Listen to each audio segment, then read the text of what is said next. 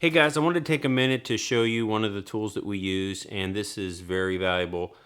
Black Widow Scissor Lift. We bought this at Discount Ramps, and we found that this is so much easier to work on the bikes than it is to try and muscle them around on a aluminum stand.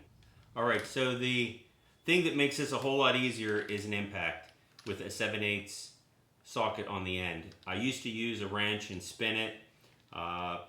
It was doable, but I found this is so much easier.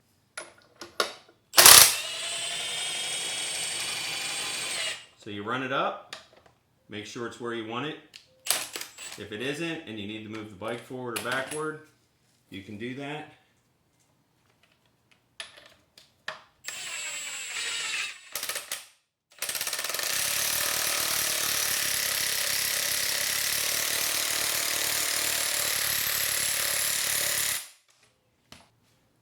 To lower it down, same way.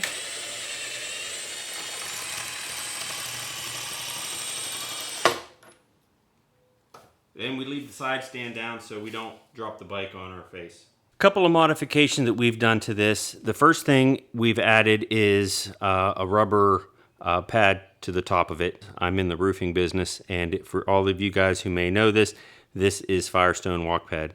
I glued it to the top of this. If not, there was just a thin piece of rubber that came with this. I peeled it off. This has some nubs on it, and it holds the bike a lot better.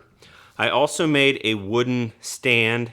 This is metal on the bottom, and I think that there might have been something underneath that. It might have been a piece of rubber, but it was very small. Again, I didn't like it. We made a wooden platform. It's a little bit wider than the jack itself. We found that this raises it up a little bit and we can slide it around.